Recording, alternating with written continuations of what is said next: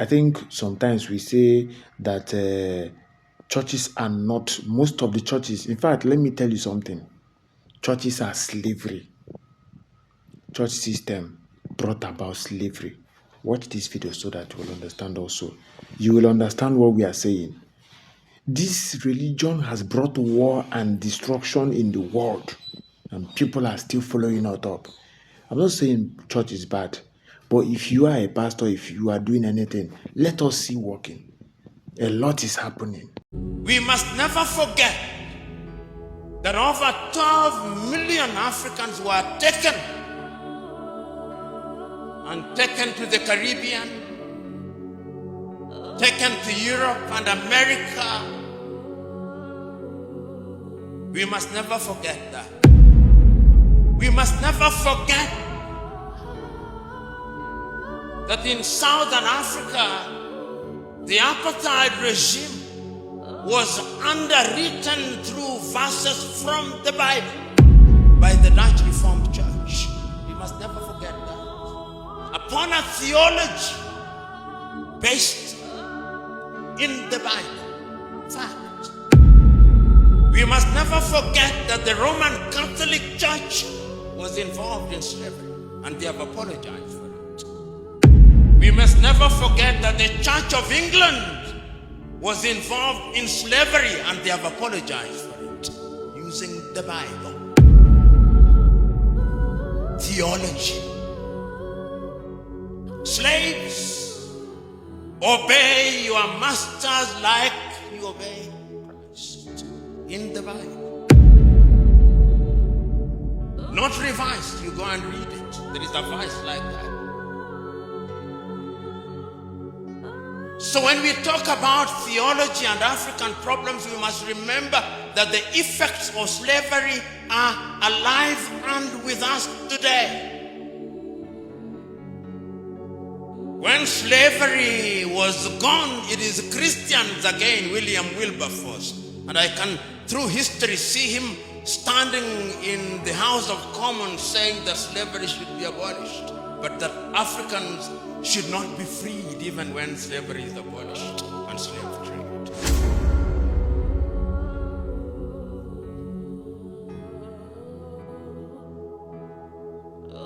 After slavery, colonization came.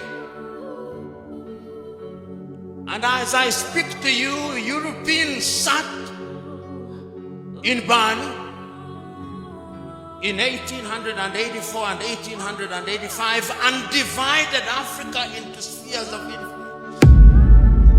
Africa was a hunting ground, divided amongst the British, the Italians, the Dutch, the French, the Belgians, the Germans. And today we are in this assembly. I'm using English language which was imposed on us. And those of you who come from English-speaking countries, you refer to as Anglophone. Those of you who come from French-speaking countries, you are referred to as Francophone.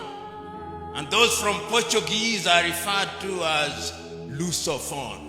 Soon there'll be Sinophone. We don't speak Yoruba. I'm not speaking Yoruba. I'm not speaking Kiswahili. There is no Kiswahili interpreter here. There are only French and Portuguese and English. Part of the African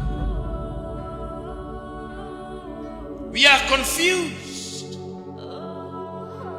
When my friend resisted their being called a perfect Frenchman, I could understand his anger. Because the colonial project was a dehumanizing and humiliating process. And religion and theology were at the heart of it. That is why when the European colonizer, we used to be taught in school that the flag followed the cross. I went to Zanzibar and a young man was taking me through the dungeons and he showed me there was the school where they taught Africans that they may use them in their labor. There is the church that they touch their spirit, that they may be spiritually confused. And there is the hostel where they treated them that they may use them as labor. I've never heard such interpretation. That is why when theology came, we were told that in order to be a Christian, you must be John or James or Joel. You cannot be Taiwo now.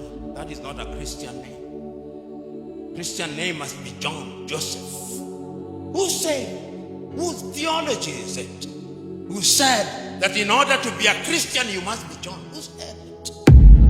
That is jaundiced theology. That is racist theology. Because when you want to change a person, you give him your name. Those of you who have watched Roots will know this. Alex Haley's Roots. You capture Kunta Kinte, and in order to dehumanize him, you call him Toby. That is also theology. So, African problem is also colonization. So as we speak now, there are Nigerians here. There are Ghanaians here. There are Congolese, Democratic Republic of Congo, and then there is Congo, named after Ferdinand de Brazza, called Brazzaville. I look forward to the day they change Brazzaville's name. At least they changed Leopoldville into Kinshasa. This is the reality. This is part of the problem. The Democratic Republic of Congo will never know peace because of religion, Roman Catholicism, and colonization. These are the problems bedeviling Africa. And we never say it. King Leopold of the Belgians caused 13 million Congolese to be killed.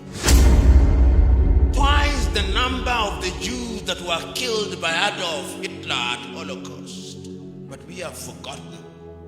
We Africans have a short memory. But the Jews will never allow you to forget. Never, ever. But we Africans have forgotten. Part of the African problem is short memory, amnesia. It's part of our problem. And that is why we keep on repeating the same mistakes time and over. Colonization is part of the problem that affects Africa.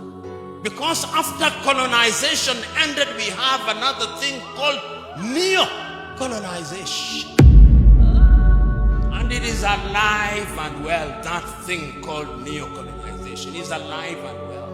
And if you doubted whether it's alive and well, I want you to see what is happening in Guinea-Conakry. I want you to see what is happening in Niger.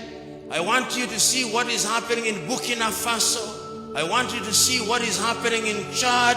And I want you to see the arrogance of the French president when he says, my ambassador shall not leave, my bases shall not be removed. At least yesterday he capitulated.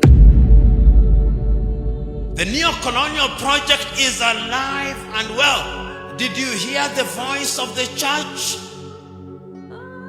throughout what is happening in Guinea-Bissau? No, the church is silent. The church is complicit.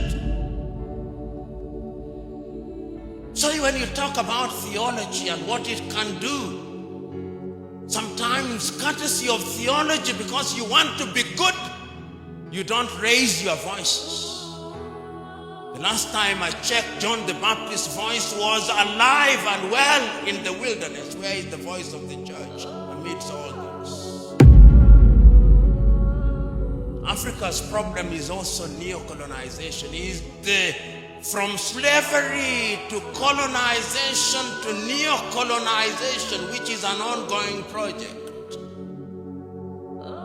And Ghana's Kwame Nkrumah was right in 1965 when he said, the last stage of colonization is neo-colonization and is alive and well. And we see it. Today, I tell Africans because of neo-colonization, I'll come to what I think theology can do.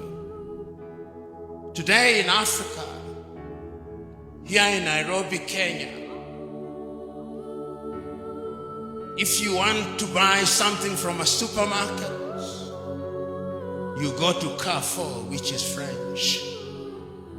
You want to buy fuel, you go to Total Energies or Rubies, which is French. You want to have your pizza, which is made by Kentucky Fried Chicken, which is American, you have it carried by Glovo, which is Spanish. If you want to have security, you have it by G4S, which is British. If you want your home guarded, is guarded by KK, which is Gardewald from Quebec. If you want to have chicken, it's Kentucky Fried Chicken. If you want your airports managed, it's Swissport from Switzerland. That is the state of Africa. Consuming what we do not produce and producing what we do not consume. Just look at it. That is it. And when you are in that state, you are a slave. When you are in that state, you are dehumanized. When you are in that state, you are not behaving as if you are made in the image of God. If you run across Africa, there is no shortage of organizations which are designed to debilitate Africa. Through NGOs, USAID. Right now they are busy dropping food in Sudan and Somalia. UK, Danida, GIZ. There is no shortage of them, and Kwame was right again. The colonialist comes under different guises.